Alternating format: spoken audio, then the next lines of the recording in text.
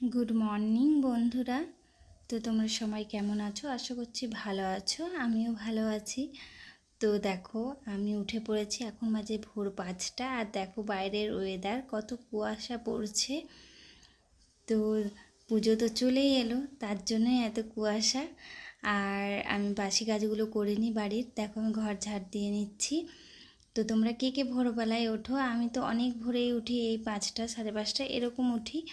আর উঠতে ইচ্ছা করে না, কিন্তু কি করব বলো, কারণ সকাল টাইমটা অনেক কাজ থাকে বাড়িতে।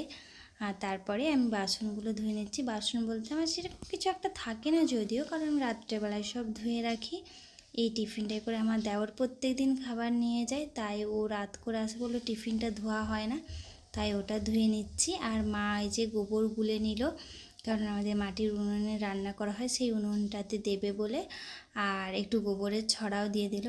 আমি বারবার আকাশের দিকে তাকাচ্ছি যে আজ মেঘলা ওয়েদার হবে না রোদ দেখাবে, কারণ কিছু জামা কাপড়ও কাচাকাচি করার আছে। তোমার দাদাভাই অনেক দিন ছিল না বাড়িতে, প্রায় কয়েকদিন, তো ওর জামা কাপড় সব জমা হয়ে আছে, এগুলো সব ধোবো। তারপরে এখন আমি ব্রাশ করে নেব। দেখো ব্রাশ করে নিচ্ছি, ব্রাশ করে নিয়ে স্নান করব, তারপর স্নানের পরে তোমাদের সাথে দেখা করছি। তো চলো, দেখো স্নান হয়ে গেছে আমার।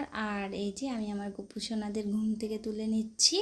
তো দেখো দুজনে ঘুমাচ্ছিলো, তো তোমাদেরকে ভালো করে দেখানোর জন্য ক্যামেরাটা আমি একটু ঘুরিয়ে নিলাম। এই দেখো ঘুম থেকে তুলে ফেলেছি দুজনকেই।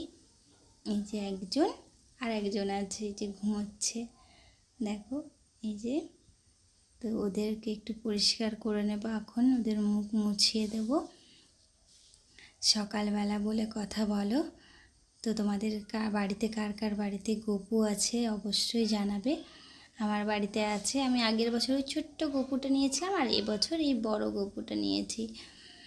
তো তার জন্য সকালবেলায় স্নান করে ওদেরকে খেতে দিতে চলে এসেছি। তো এই দেখো ওদেরকে খেতে দিয়ে দিচ্ছি নারকেলের লাড়ু। সকালবেলায় বলো আর কি দেব, তাই নারকেলের লাড়ুই দিয়ে দিলাম খেতে।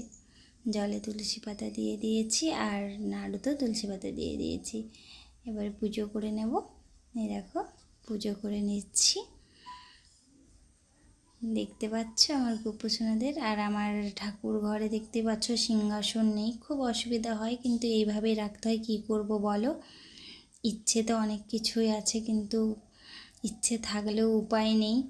তো ভগবান যাবে দেখবে, তবে অবশ্যই আমি আমার ঠাকুর ঘরটা আগে সুন্দর করব, আমার ওটা অনেক দিনের ইচ্ছে। তো দেখতে পাচ্ছ আমি আমাদের গোপুসোনাদের খাইয়ে দিলাম। তো তোমাদের কার কার বাড়িতে গপু আছে, তোমাদের গপু নেওয়ার ইচ্ছে আছে কার কার বলো। আমি জানি না কেমন করে সেবা করতে হয়, কিন্তু আমি আমার মতো করে চেষ্টা করলাম। দেখো ওদের মুখ মুছিয়ে দিলাম এবারে আমি। তারপরে আমি চা খেতে চলে এলাম। সকালবেলায় চা আর বিস্কুট খেয়ে নিলাম। তো তোমরা কে কে খাবে চলে এসো চা বিস্কুট। আমি সকালবেলায় রোজ চা আর বিস্কুট খেয়ে নিই, তারপরে স্নান করে পুজো করে নিলাম।